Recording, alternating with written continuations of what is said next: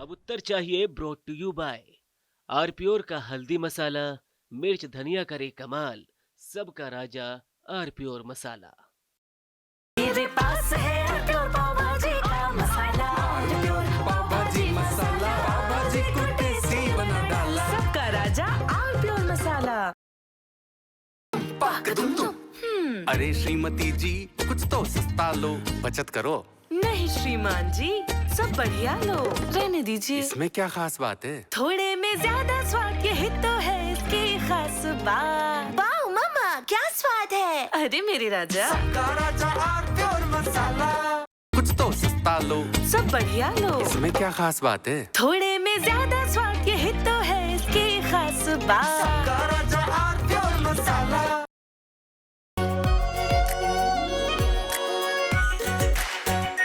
Are pure शाही पनीर मसाला, डिलीशियस हेल्दी एवरीडे। थोड़े में ज्यादा स्वाद, यही तो है इसकी खास बात। वाओ मामा, क्या स्वाद है। अरे मेरे राजा, सबका राजा आर प्योर मसाला।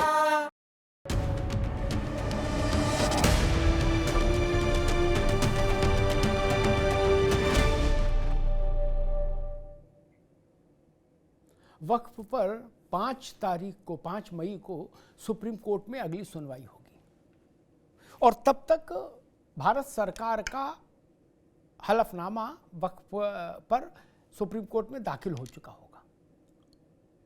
पिछली सुनवाई पर सुप्रीम कोर्ट ने सरकार से कहा था कि 7 दिनों के भीतर जो प्रश्न सुप्रीम कोर्ट में उठे हैं वक्फ के नए कानून को लेकर, उन पर सरकार अपना लिखित तौर पर प्रतिवेदन जमा करे। तो 5 मई को सुप्रीम कोर्ट में वक्फ पर फिर अगली सुनवाई होगी और उससे पहले विपक्षी दल मुस्लिम तंजीमों के साथ मिलकर देश भर में विरोध प्रदर्शन का बिगुल फूंके हुए हैं। देश भर में विरोध प्रदर्शनों का सिलसिला लगातार जारी है। लगातार आज दिल्ली के तालकटोरा स्टेडियम में बारी थी विरोध प्रदर्शन की। कांग्रेस पार्टी, समाजवादी पार्टी, राष्ट्रीय जनता दल, आरजेडी, ऐसे जो दल हैं, मोटे तौर पर आप कह सकते हैं इंडिया अलायंस, उनके प्रतिनिधि आज इस मुस्लिम पर्सनल लॉ बोर्ड के विरोध प्रदर्शन में शामिल थे। इसका मतलब कि मुस्लिम पर्सनल लॉ बोर्ड हो, जमायते इस्लामी हो, इसके साथ विपक्षी दल कंधे से कंधा मिला के देश में विरोध का वातावरण बनाने में 100% संलग्न है।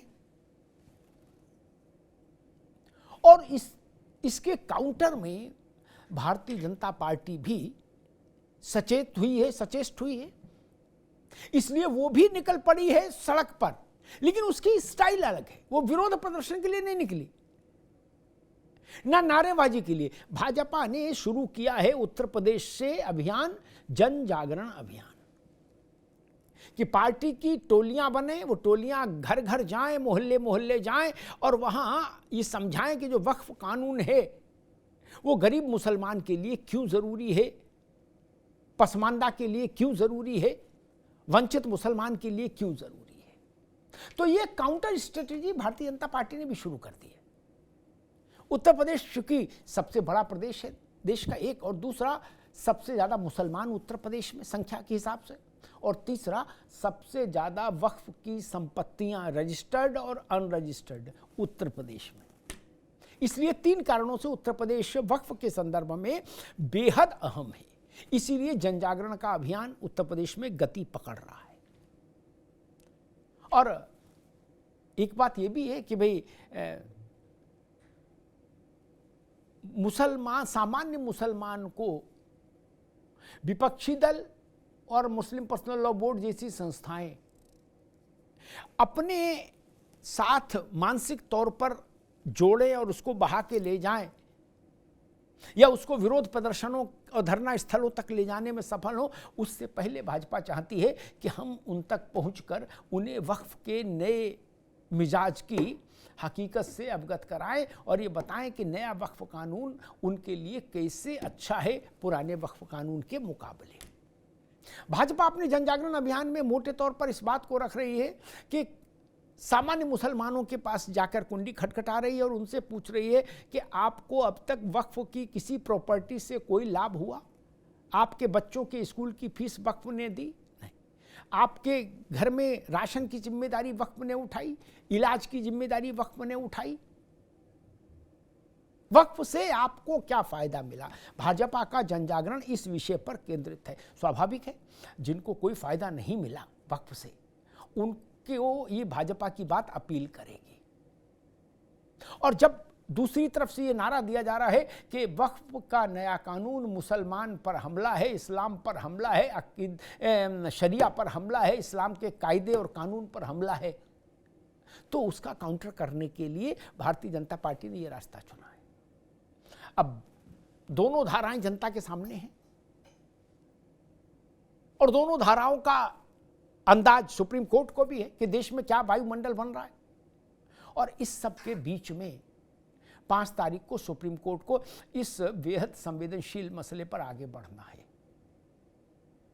अभी तक पिछली सुनवाई में सुप्रीम कोर्ट ने नए वक्फ कानून पर कोई रोक नहीं लगाई थी, कोई स्टे नहीं लगाया था। और इस सब के बीच में एक कोण ये भी है, मुझे लगता है वो भी महत्वपूर्ण है, कि वक्फ की जो अनरजिस्टर्ड संपत्तियां हैं, यानी जो राजस्व के रिकॉर्ड में वक्फ की संपत्ति के रूप में दर्ज नहीं है, या जिनको अदालतों ने अपने आदेश में वक्फ संपत्ति घोषित नहीं किया, ऐसी जो संपत्तियां हैं विशेष रूप से उत्तर प्रदेश में, उनकी पड़ताल का काम जारी है जिला स्तर पर। और उन संपत्तियों का न्यायपूर्ण निष्पादन भी किया जाएगा, ऐसे संकेत भी सरकार के स्तर से मिल रहे हैं। यानी जो रजिस्टर्ड वक्फ संपत्तियां हैं, उनको उनसे छेड़छाड़ के लिए सुप्रीम कोर्ट ने कहा था कि अभी मत करिएगा, लेकिन जो अनरजिस्टर्ड संपत्तियां हैं उनसे सुप्रीम कोर्ट का उन पर कोई छाता नहीं है, कोई अम्ब्रेला नहीं है। उन संपत्तियों की पड़ताल उत्तर प्रदेश में शुरू हो गई है।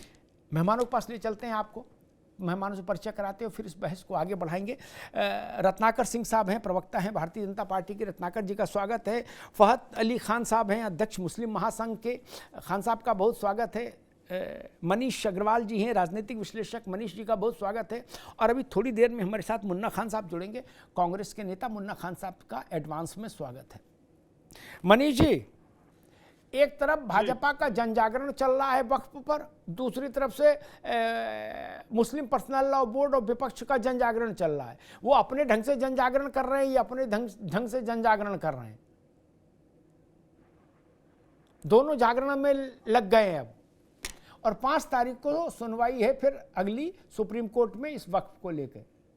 क्या तस्वीर समझ में आ रही? आज भी समाजवादी पार्टी, आरजेडी, कांग्रेस, सारे लोग शामिल हुए दिल्ली में मुस्लिम पर्सनल लॉ बोर्ड के मंच पर। अमिताभ जी, मुझे ऐसा लग रहा है कि सारा विपक्ष जो है वो मुस्लिम पर्सनल लॉ बोर्ड के संग आज शामिल हुआ विरोध प्रदर्शन में। ये इनका संवैधानिक हक है, लेकिन अगर वो इस विरोध प्रदर्शन में ये बताते कि इस वक्फ से मुस्लिम जनता का या भारत की जनता का आज तक क्या फायदा हुआ है, जो इस कानून के आ जाने के बाद से, या भाजपा चाहती है कि ये फायदा मुस्लिम जनता का या भारत की जनता का ना हो, तो वो समझने का, सोचने का प्रश्न हम लोग को भी करना चाहिए था। लेकिन अगर आप सिर्फ इसलिए विरोध करोगे कि ये शरीयत के अगेंस्ट में है, तो शरीयत से देश नहीं चलेगा, देश संविधान से चलेगा। अगर सुप्रीम कोर्ट उस कानून को इवेल्युएट करेगा तो सुप्रीम कोर्ट को भी ये देखना होगा कि इसके लॉ एंड ऑर्डर में या इससे क्या समस्या उत्पन्न होगी।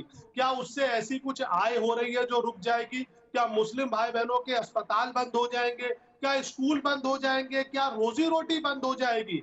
नहीं तो फिर ये अवैध कब्जे की श्रेणी में जो है उसकी जांच क्यों नहीं होनी चाहिए? कौन सा संविधान रोकता है? क्या विपक्ष आज ये बता सकता है कि इस कानून के आ जाने से कौन सी ऐसी सुविधाएं जो लोगों को अच्छी मिल रही थी वो बंद हो जाएंगी?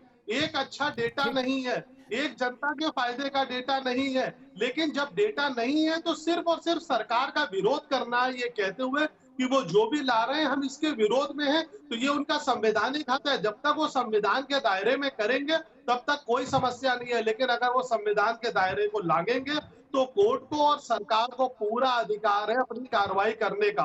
और इसका आप उदाहरण देखेंगे उत्तर प्रदेश में, जहां आपने 3 चीजें गिनाई जो सबसे ज्यादा है, लेकिन उसके बाद भी उत्तर प्रदेश की मुस्लिम जनता बिल्कुल शांत है, क्योंकि वो ये समझ रही है उसका हित किसमें है। ये चीजें समझनी पड़ेंगी और मुझे लगता है आज ठीक मनीष मुस्लिम भाई। भाई इसमें जी। पूरा साथ दे रहे हैं। जी। फरहत अली खान साहब, बताया जा रहा है कि ये इस्लाम पर हमला है, ये मुसलमान पर हमला है, ये शरिया पर हमला है, ये मुसलमान की धार्मिक आज़ादी पर हमला है। इतने सारे हमले हो गए, पता ही नहीं लगा। नहीं, देखें अमिताभ जी, अभी अभी जैसे भाई हमारे कह रहे थे, हम लोगों को बुरा कहा लगता है। हम पक्ष में हैं वक्फ बिल के जो सरकार ने पास किया है। सबसे पहली बात तो ये बता दूं। दूसरी बात, जैसे हमारे भाई ने कहा कि देश शरीयत के हिसाब से नहीं चलेगा, बस ये मुसलमानों को बात खलती है। वो देश शरीयत से चलाने की बात नहीं करते, वो अपने मुसलमानों को शरीयत से चलाने की बात करते हैं। अब आ जाते हैं कि मुसलमानों को कहाँ नुकसान है। देखें, मुसलमानों को वक्फ बोर्ड जो बिल पारित हुआ है उससे कहीं नुकसान नहीं है, फायदा ही फायदा है।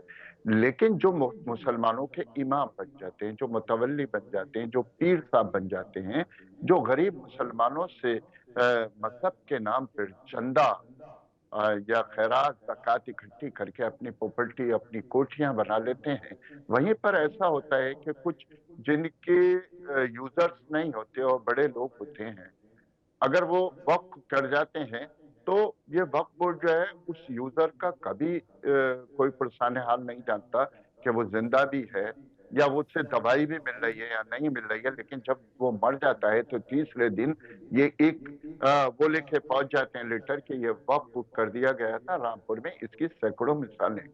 जैसे आप सब लोग इस पे कई बहस कर चुके होंगे कि वक्फुल अल्लाह जो प्रॉपर्टी होती है ना वो बेची जा सकती है, मदनी साहब कह रहे थे, ना वो खरीदी जा सकती है, ना उसमें कोई तरमीम हो सकती है।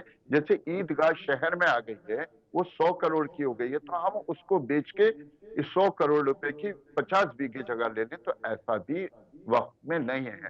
हुआ ये कि इन्होंने वक्फ की संपत्तियों पे बड़ी बड़ी कोठियां बना ली मात्र 5 रुपए का किरायानामा दे करके।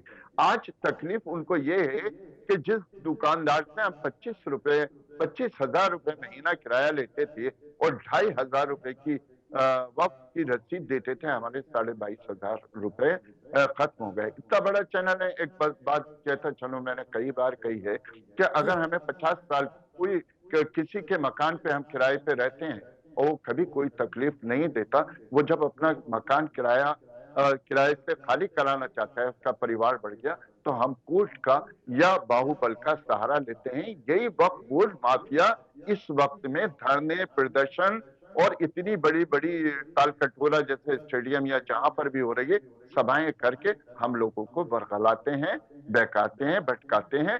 और अगर हम जैसे लोग, फरहत अली खान जैसा आदमी आवाज उठाता है कि नहीं, सरकार की आवाज सही है, यह अल्लाह की वो लाठी है जो वक्फ माफियाओं के सर पर कानून बनकर आई है, इससे गरीबों को फायदा होगा, तो उसे एक शब्द कह देते हैं कि ये काफिर हो गया, ये मुशरिक हो गया। इसको आरएसएस या कोई दूसरे इसको पैसा भेजते हैं तो सच बोलने वालों को तो बिल्कुल अलग कर देते हैं, सर कलम की वो दे देते हैं।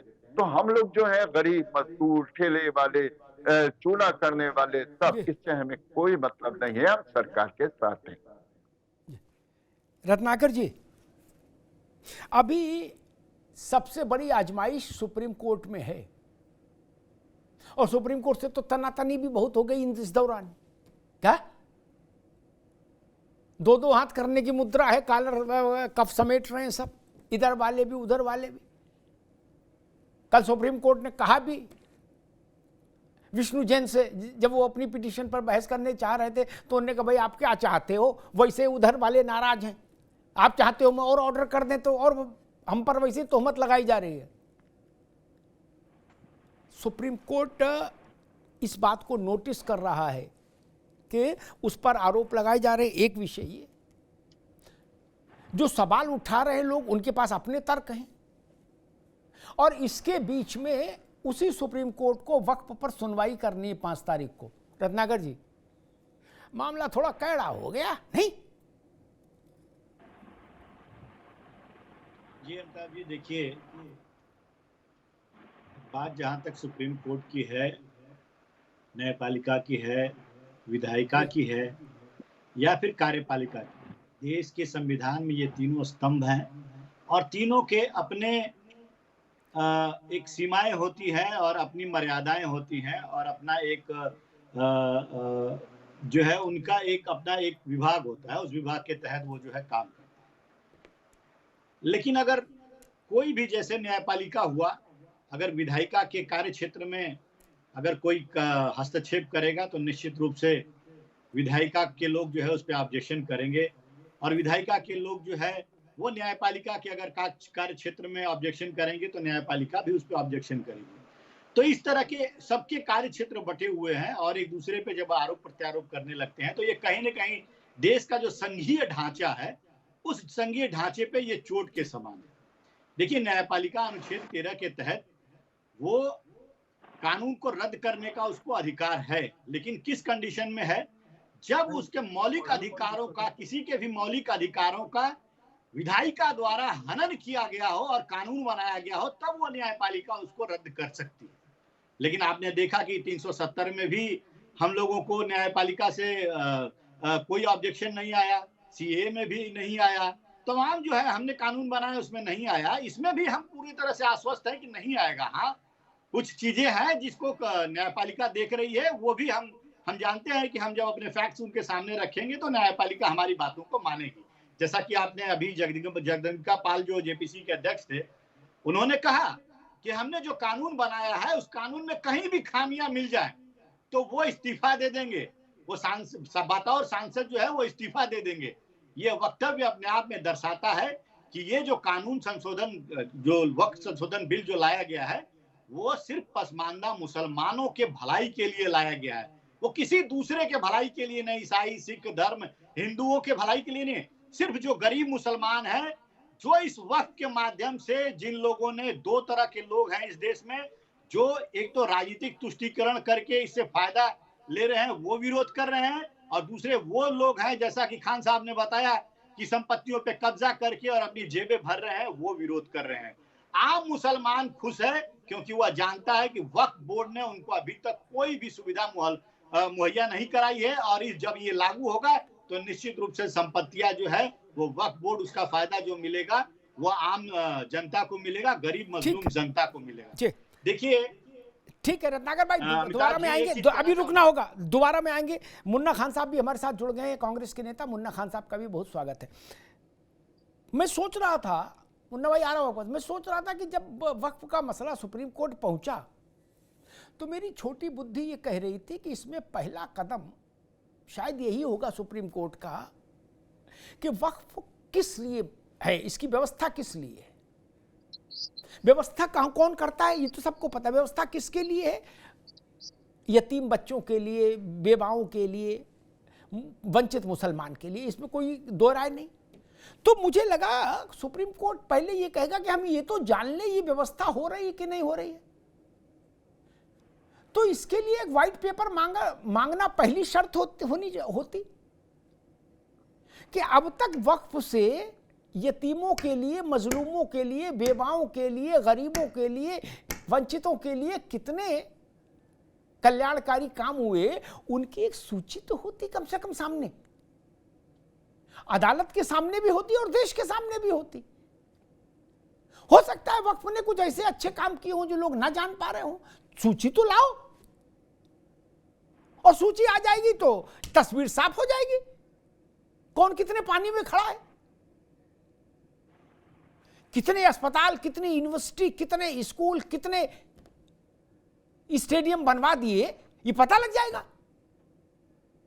या किराए का ही खेल है केवल वक्फों में, किराए में लेना देना, रसीद और उसमें झूलना है ये विषय। मुन्ना खान साहब हमारे साथ जुड़ गए। मुन्ना खान साहब जी,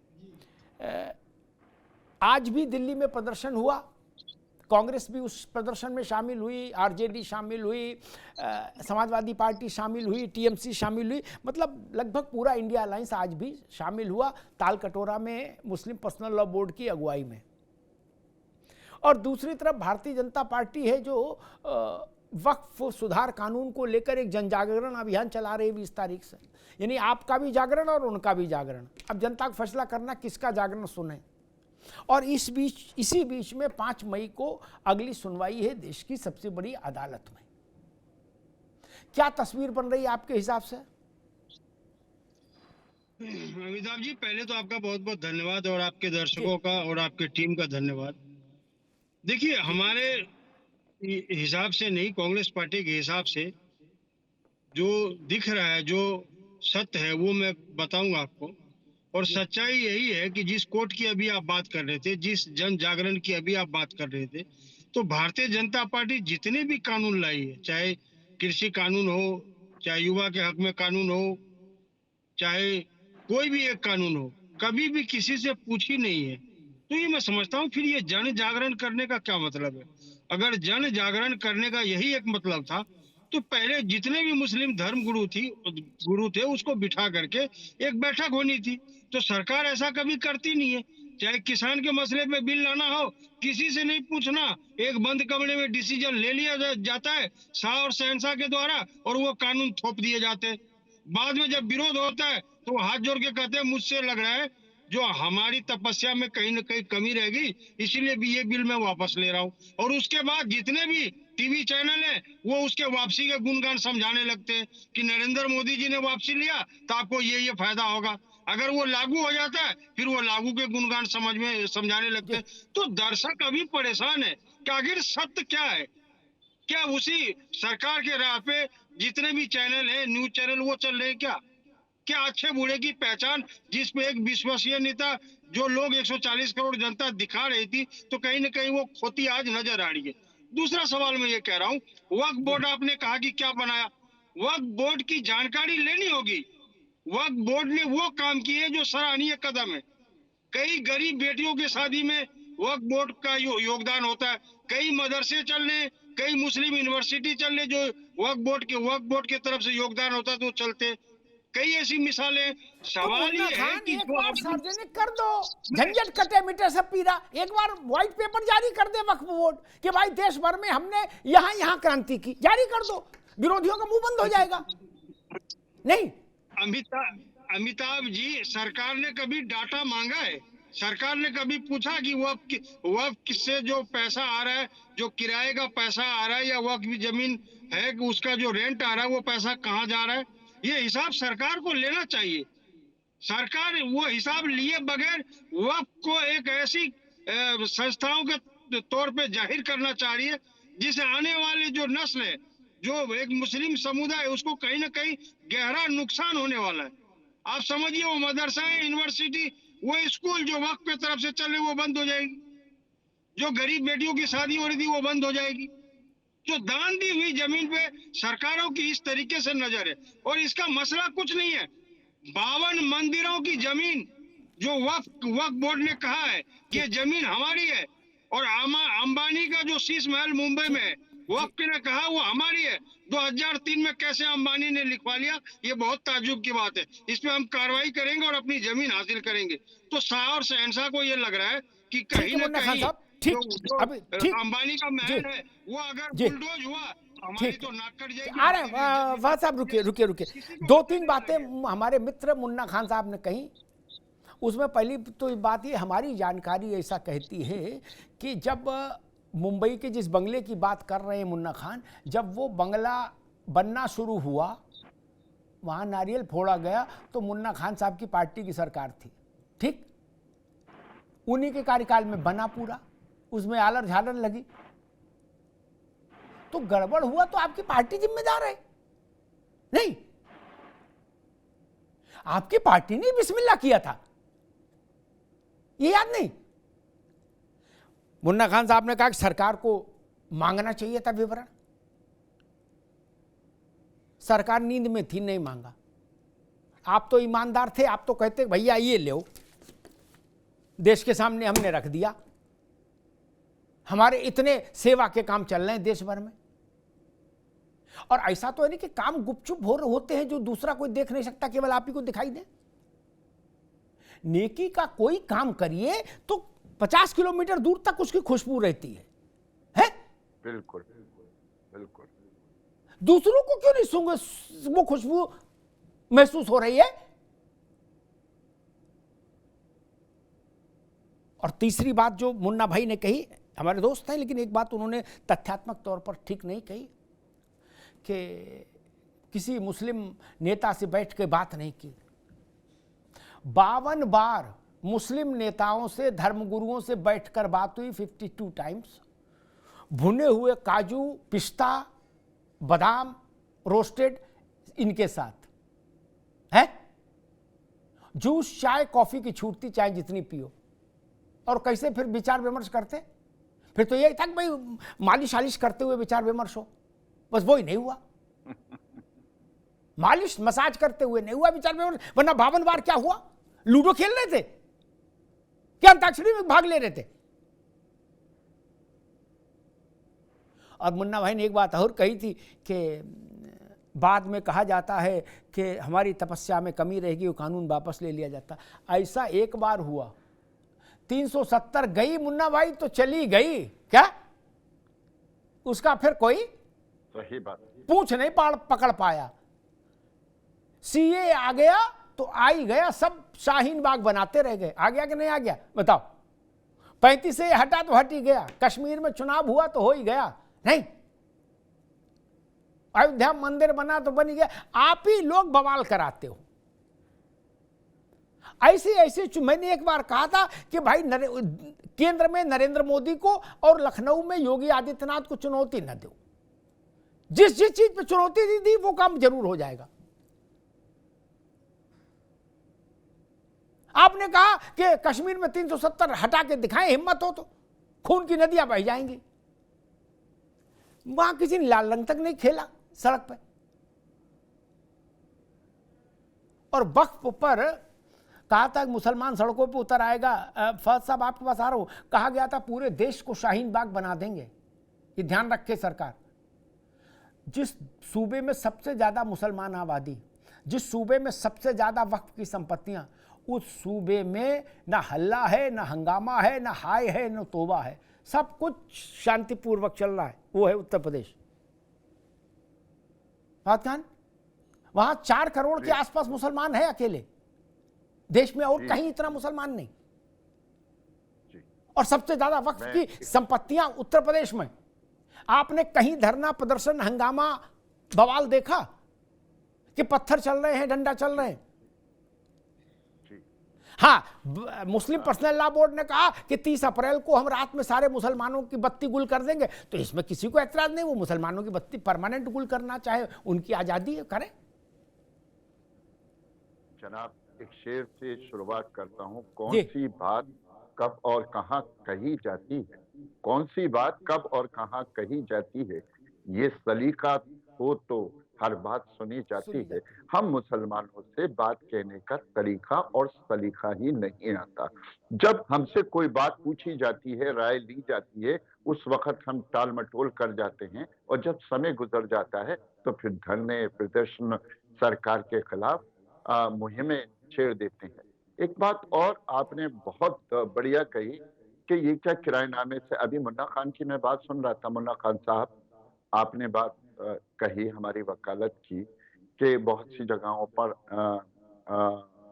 गरीब बच्चियों के निकाह कराए गए। तारीख में उत्तर प्रदेश में एक जगह बता दें जैसे सामूहिक विवाह होते हैं, कभी भी वक्फ बोर्ड या अपना ये जो है पर्सनल लॉ बोर्ड या किसी बोर्ड ने कभी हमारी गरीब गुरबा बच्चियों के निकाह नहीं कराए। उत्तर प्रदेश में ये बता दें कि वक्फ बोर्ड जो है ये स्कूल चला रहा है, मेडिकल कॉलेज चला रहा है, स्पोर्ट्स के ग्राउंड चला रहा है, नहीं चला रहा है। हाँ, वो एक चीज जरूर चलाता है वक्फ बोर्ड के मज़ारात पर मेले ठेले लगाकर हमारे जो बच्चे पढ़ते उस टाइम में बैठ के इबादत करते, वो वहां पर मशगूल कर देता है। अब दूसरी बात रह जाती है, जैसे अभी भी मैंने कहा कि ये जो वक्फ बोर्ड है जिसकी अब सुध ली गई है, इसकी पहले ही सुध ली जाती। ये तो खाली अंबानी का नाम लेके, अडानी का नाम लेके जो है ये उसको मोड़ते हैं, उसको साइड करते हैं। अभी अभी क्या है कि जैसे मैं बीजेपी पे भी एक सवाल उठाऊं सर, लेकिन राष्ट्र हित में बोलना अलग बात है और भाजपा हित में बोलना अलग बात है। बीजेपी वाले जो अपनी मीटिंग्स कर रहे हैं वो मुसलमानों के बीच में ना जा रहे हैं, वो उन अल्पसंख्यक मोर्चा के बीच में जा रहे हैं जो सरकार के आने के बाद इनसे जुड़ गया है, जो इनसे अलग हो जाएगा। उससे जब बाहर बात होती है तो वो कहते हैं अरे यार बिल तो गलत लाए, अब उन्होंने मीटिंग में बुला लिया था तो क्या करते। अभी बीजेपी को भी असली मुसलमानों को तलाशना है। हम लोग मस्जिदों के बाहर कोई कैंप ऐसा नहीं लगाते कि बीजेपी की बात कर रहा हूं कि जहां पानी पिलाया जाए और ये कहा जाए कि वक्फ जो बिल आया है वो मजलूमों गरीबों तुम्हारे हक में आया है।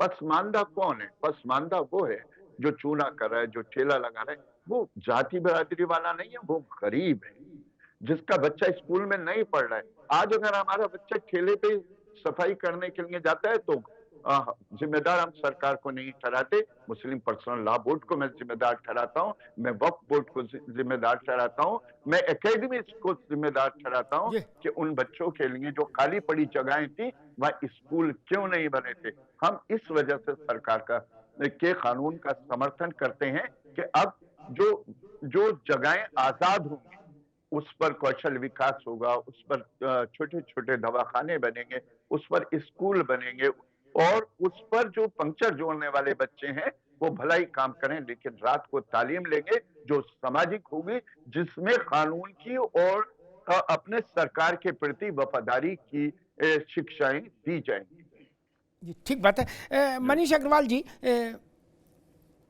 उत्तर प्रदेश के मुख्यमंत्री ने कहा कि वक्फ की जो अतिक्रमण वाली जमीन है, यानी नॉन रजिस्टर्ड वक्फ प्रॉपर्टी, जिसको झोला रख के रुमाल रख के कैप्चर किया गया, ऐसी जमीन हम वापस लेंगे, सरकार वापस लेगी और वहां पर बहुमंजिली इमारतें बनाएगी, उनमें स्कूल होंगे, उनमें डिस्पेंसरी होगी, उसमें बच्चों के लिए और सीखने सिखाने के कार्यक्रमों के लिए चीजें होंगी, वर्कशॉप्स होंगे। इसमें क्या समस्या है भाई? जब वक्फ वाले कह रहे हैं कि हम भी जन कल्याण ही कर रहे हैं तो ये भी तो जन कल्याण है, फिर तो मिलके काम कर लो। फिर सरकार से नाराजगी किस बात की? अगर वक्फ ये दावा करता है कि हमसे ज्यादा तो यतीमों के लिए आज तक किसी ने किया ही नहीं, तो वक्फ और सरकार साथ खड़ी हो जाए फिर तो। बिल्कुल। लेकिन अब आप कबाब और टंगड़ी और बिरयानी के होटल खुलवाओगे वक्फ की संपत्ति में और उनका माल अपने घर में लोगे, बिरयानी तो मुफ्त में खा ही रहे हो, पैसा भी जेब में डाल रहे हो, तो ये तो फिर जकात में नहीं आएगा, ना यतीम की मदद हो रही। मनीष बाबू। अमिताभ जी, मुश्किल यही है कि अगर मुस्लिम बच्चे, मुस्लिम लोग शिक्षित हो जाएंगे ना तो वो समझने लगेंगे, जनाधार चला जाएगा, वोट बैंक चला जाएगा। समस्या वोट बैंक की है। मुस्लिम लोगों को आगे इसीलिए नहीं बढ़ने दिया जाता कि वो अगर मुख्य विचारधारा से जुड़ जाएंगे तो फिर उनमें जन जागरण हो जाएगा। अभी मैं सुन रहा था कि इस वाले वक्फ संशोधन बिल के लिए कितनी मीटिंग हुई, कितने लोगों से मिला गया, आपने डेटा बताया, लेकिन मैं वो डेटा भी जानना चाहता हूं कि 1995 और 2013 में जब संशोधन करे गए तो कितने लोगों से मिला गया, कितने लोगों की राय ली गई, कितनी राय शुमारी हुई? कुछ नहीं हुआ, लेकिन वो हित में था। 2013 में तो सरकार के पास समय नहीं था, सरकार ने जाते जाते जल्दी में ये करा कि शायद इससे कुछ जनाधार मिल जाए। इसलिए आदरणीय योगी आदित्यनाथ जी कहते हैं कि हमें मुस्लिमों को मुख्य धारा में लाना है, उन्हें सशक्त बनाना है, उन्हें जीवन के अच्छे मौके देने हैं जो सबको मिलने चाहिए। क्योंकि प्रदेश का जो मुख्यमंत्री है उसके लिए प्रदेश की सारी जनता वैसे ही है, चाहे वो हिंदू हो, मुस्लिम हो, सिख हो, ईसाई हो। लेकिन पीडीए चला जाएगा। अगर पीडीए भाजपा को वोट नहीं दे रहा था तो कैसे सरकार बन जाएगी? क्या 10% वोट पे सरकार बन जाएगी? पीडीए भाजपा के साथ खड़ा था, खड़ा है और खड़ा दिखता है। अगर सरकार अपने कानून जबरदस्ती थोप रही होती तो सरकार हर 5 साल में जनता के पास मैंडेट लेने जाती है, राज्यों में भी जाती है, देश में भी जाती है, उसको उस मैंडेट में उसका रिफ्लेक्शन दिखता। जी ठीक है। मुन्ना खान साहब, एक उदाहरण रखता हूं सामने। अब तो वो फौत हो गए। अतीक अहमद ने 70-80 एकड़ जमीन है कसारी मसारी में कब्जा कर ली, मार लठ क्या वक्फ की। जहां पता लग गई मुतवल्ली को पकड़वाया, 2 घंटा मुतवल्ली के दिए, बोले बेटा सब कल से यहाँ शॉपिंग मॉल बनेगा हमारा, होटल। बोले जी क्या मुतवल्ली का? अच्छा मान लो मुतवल्ली उनको सलाम कर दिया तो कुछ वो भी पा गया, नहीं तो मारा गया मुतवल्ली। तो मुतवल्लियों ने भी सरेंडर कर दिया, बोले हमको भी चाचा कुछ दे दो, एक आध दुकान, हम फिर बाकी आप बना लो। उनके यहाँ बुलडोजर चला। इसको इस्लाम में दखलंदाजी मानी जाएगी, वक्फ में दखलंदाजी मानी जाएगी, दीन पर हमला माना जाएगा, शरीयत पे हमला माना जाएगा, या गरीब मुसलमान के भले का काम माना जाएगा कि जो अतीक जैसे लोगों ने जमीन कब्जाई, सरकार ने उस जमीन पर बुलडोजर चला के उस जमीन को मुक्त करा दिया। इसको क्या माने मुन्ना खान साहब? शरीयत पर हमला माने या अतीक पर हमला माने? या अतीक और शरीयत एक ही हो जाएंगे?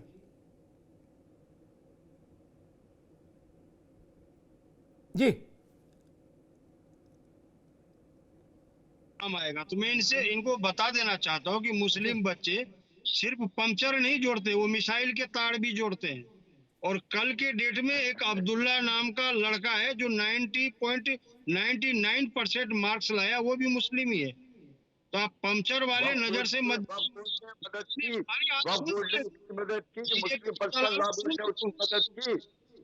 सुनिए बीजेपी के पक्ष में ना बोले, बीजेपी के पक्ष में नहीं बोल रहा हूँ मैं शरीयत के, अल्लाह के और मजलूमों के पक्ष में बोल रहा हूँ।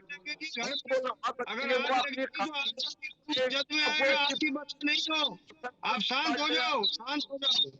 ये शिया सुन्नी का खेल यहाँ मत करो टीवी चैनल पे, शांत हो जाओ, समझो पहले। दोनों कोर्ट की जमीनों के जिम्मेदार हैं, शिया और सुन्नी। अगर एक इस हिंदुस्तान में तुम सुन लो, अरे बातें तो सुनो, पक्ष में बातें ना करो, वाजिब बातें करो।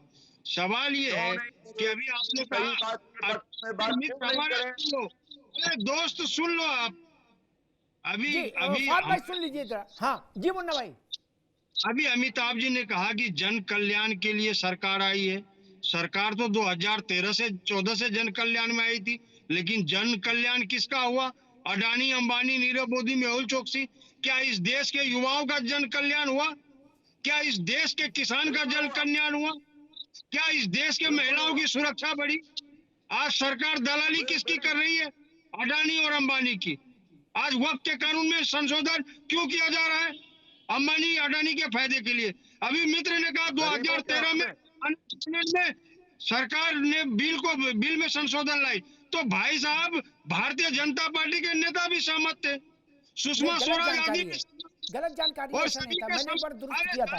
सही है, सभी के सहमति से बिल में संशोधन किया गया। किसे पूछा जा रहा है?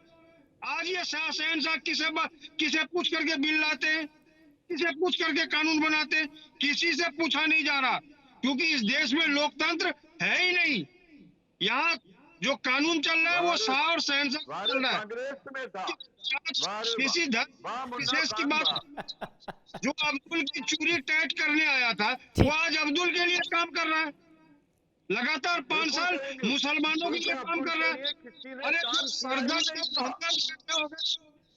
नहीं, जो सरदर्द थे मुस्लिमों के, वो हमदर्द कैसे हो गए? ऐसे मुस्लिमों के हमदर्द होंगे जो बीजेपी के पक्ष में चाटुकारिता करते, ऐसे मुस्लिमों के हमदर्द है। बाकी जो मुसलमान है उसके लिए आदमी सरदर्द है। ठीक है मुन्ना खान साहब, अभी रुकना होगा। मुन्ना खान साहब अभी रुकना होगा। मैं एक बात नहीं समझ पाता, ये कैसा प्रलाप है जिसका कोई अर्थ नहीं, निहायत मतलब क्या शब्द इस्तेमाल करूं कि जो बीजेपी के पक्ष में है वो मुसलमान नहीं हो सकता। ये कौन भाई का लाल कह सकता है? किसको ये हक हासिल है? ये किसको हक हासिल है? क्या मुसलमान होने के लिए कलमा पढ़ना जरूरी है या भाजपा को गाली देना जरूरी है?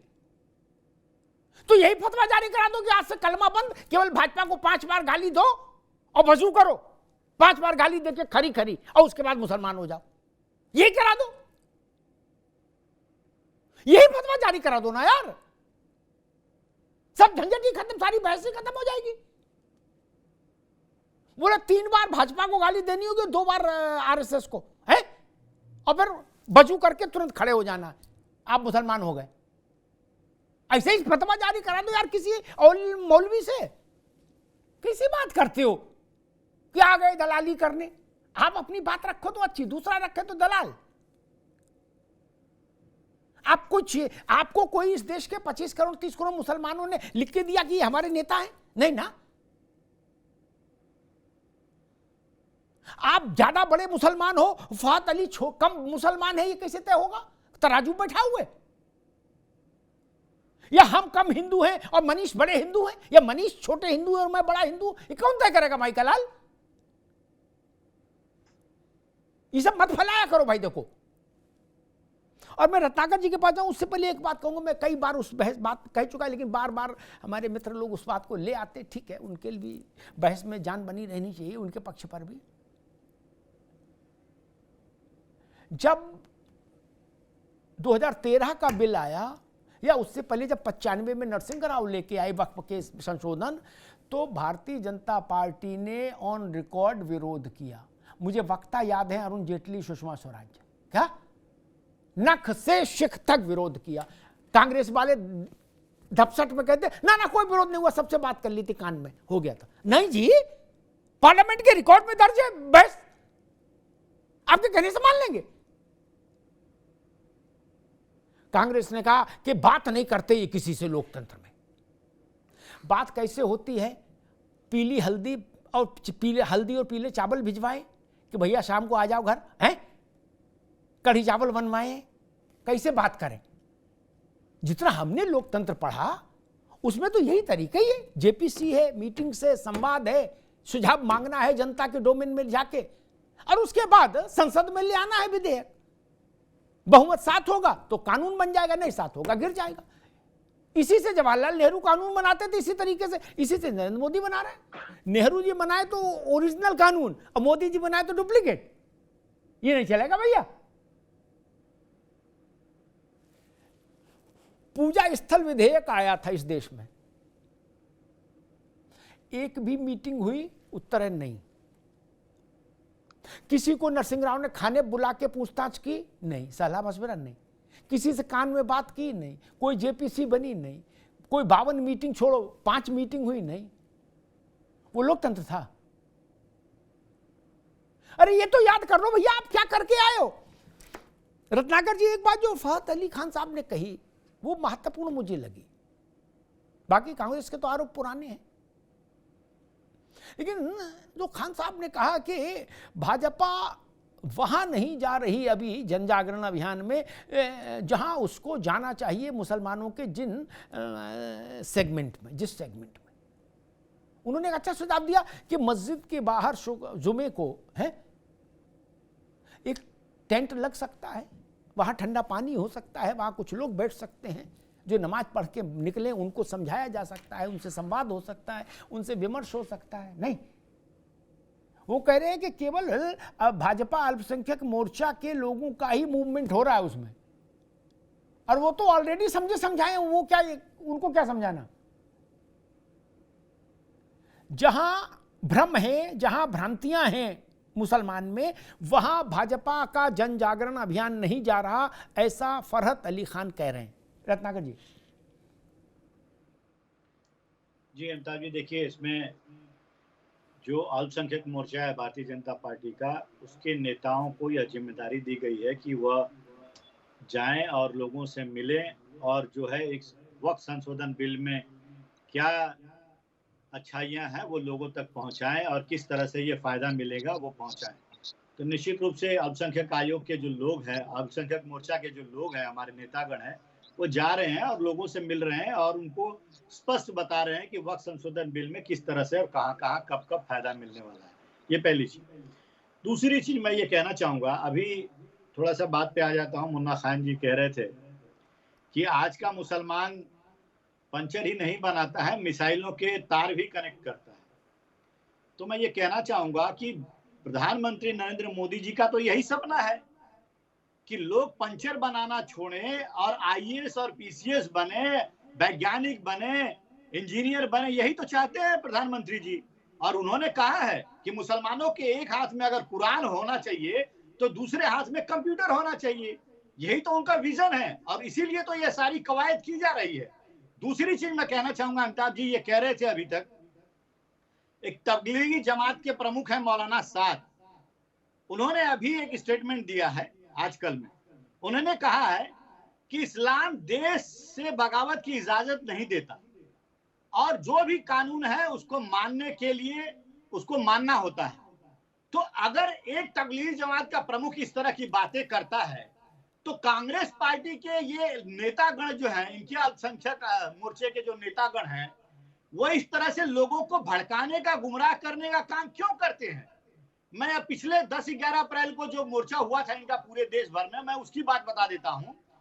पूरे लाइव टीवी में दिखाया गया था कि कुछ मोर्चों में लोगों ने जो आतंकी संगठन है हिजबुल्लाह, उसका प्रमुख था इस्माइल हानिया, उसका फोटो लेकर जो है वो प्रदर्शन किया गया। हसन नसरुल्लाह जो है हमास का प्रमुख था, उसका फोटो लेकर के प्रदर्शन किया गया। आखिर ये कौन सी मानसिकता के लोगों को एकत्रित करके और प्रदर्शन करवा रहे हैं?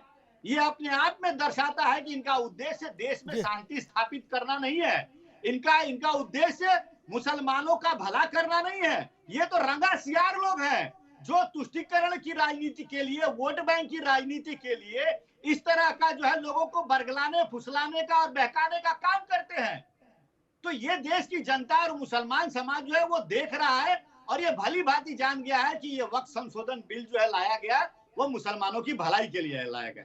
दूसरा चीज मैं आना चाहूंगा अमिताभ जी, छोटा सा जवाब देना चाहूंगा। ये कह रहे हैं कि हम बिना राय मशवरा के हम चीजों को कर दिए।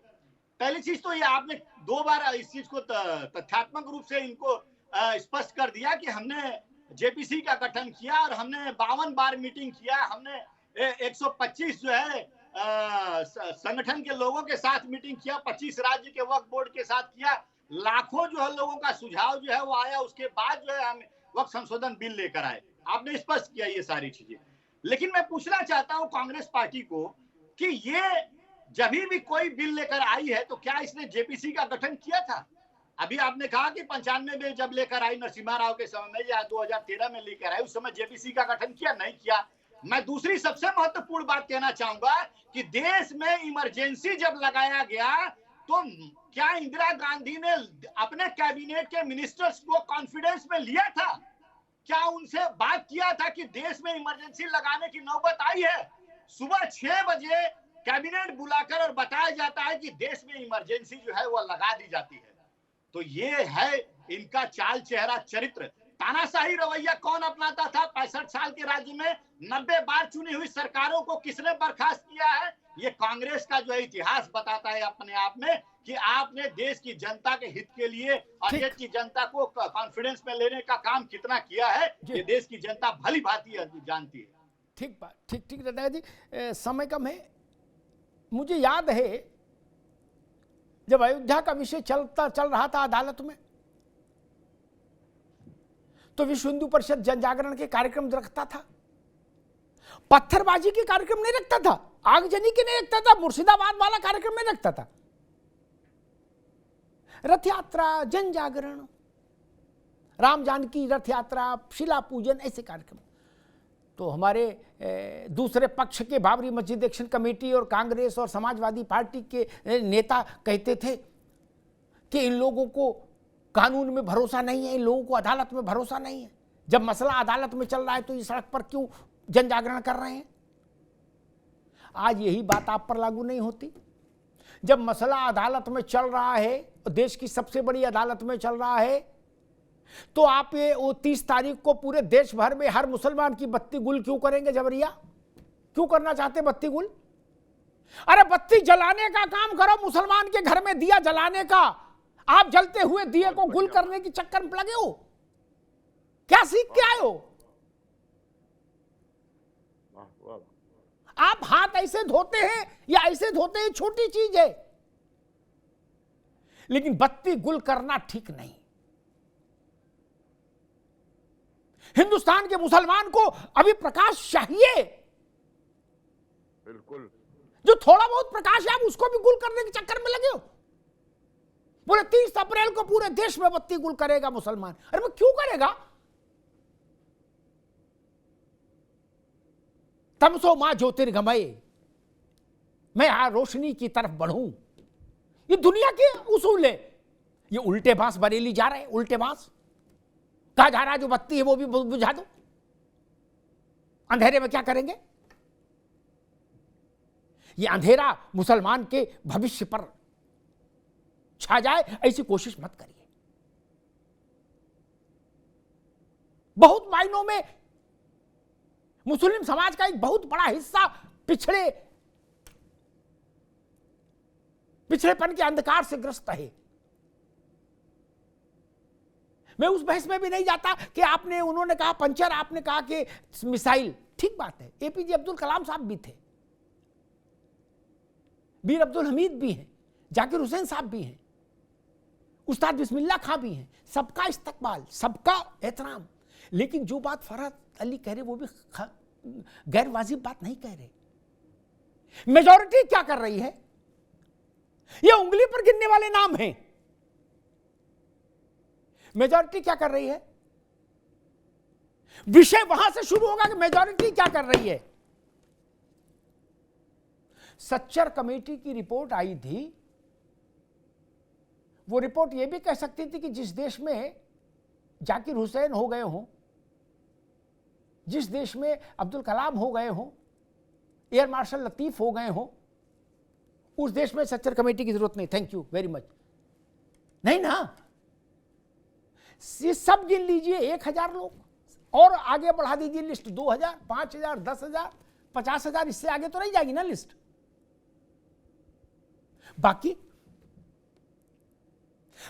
गुर्बत में हैं, अंधेरे में हैं, और उनके हाथ में आप पत्थर पकड़ा देते हो कि चढ़ाओ बेटा पत्थर। मुर्शिदाबाद में क्या हुआ और वो उत्तर प्रदेश में क्यों नहीं हुआ? ऐसा तो नहीं पक पक्का कानून मुर्शिदाबाद में लागू होगा, उत्तर प्रदेश में नहीं लागू हुआ, वहां भी लागू है।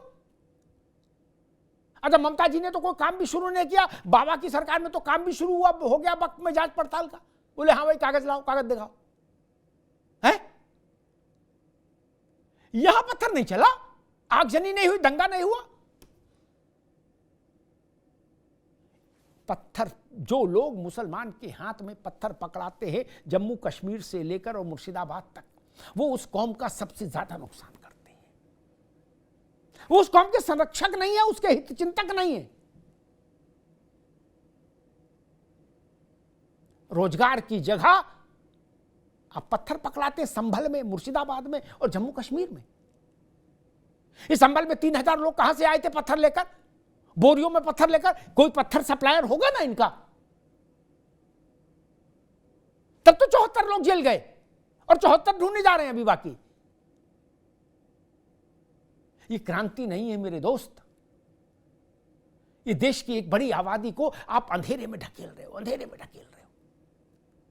वक्फ की जमीन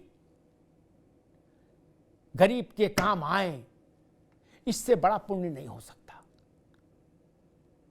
देगची से एक चावल देख के पता लग जाता है, मुन्ना भाई आप तो समझदार आदमी हो।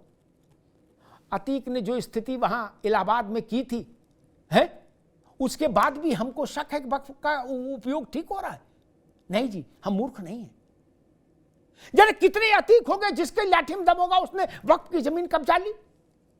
क्या लखनऊ, क्या बाराबंकी, क्या सीतापुर, क्या फर्रुखाबाद।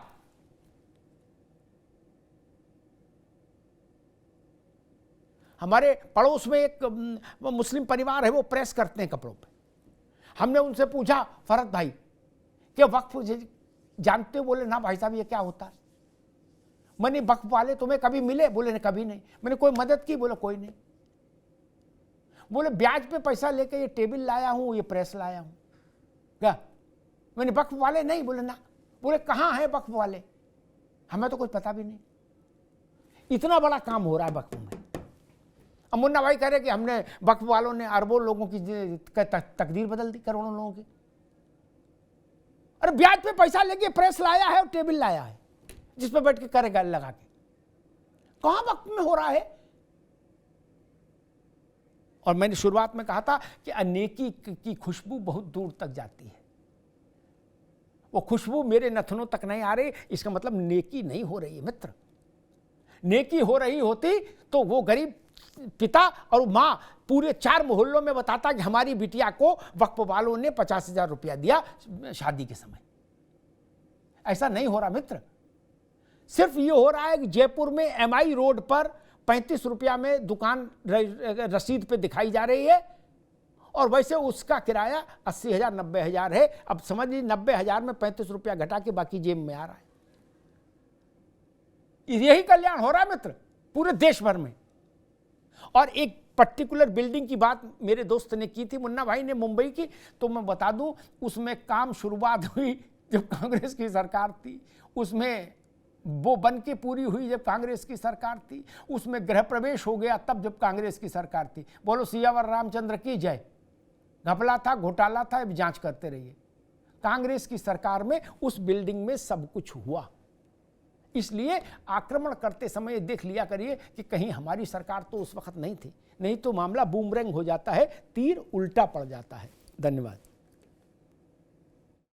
अब उत्तर चाहिए ब्रॉट टू यू बाय आरप्योर का हल्दी मसाला, मिर्च धनिया करे कमाल, सबका राजा आरप्योर मसाला।